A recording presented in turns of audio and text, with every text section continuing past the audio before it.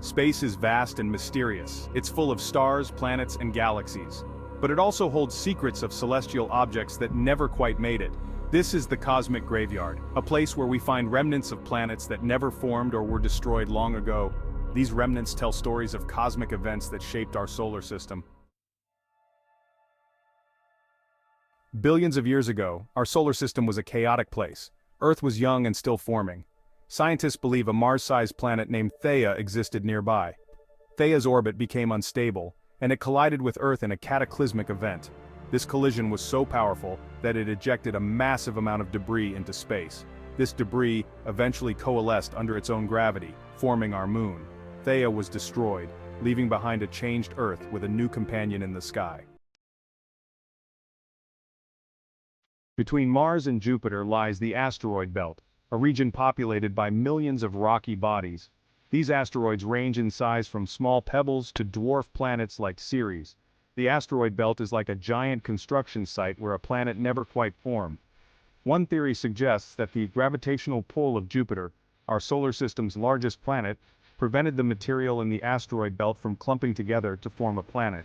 Instead, it remained as a collection of smaller objects, orbiting the sun like cosmic rubble. Section 4. Rogue planets, wanderers of the cosmos. Not all planets are bound to stars. Rogue planets, also known as interstellar planets, drift through the galaxy without a host star. These planets were likely ejected from their star systems during their early formation. Gravitational interactions with other planets or passing stars can fling a planet out of its system, sending it on a solitary journey through space.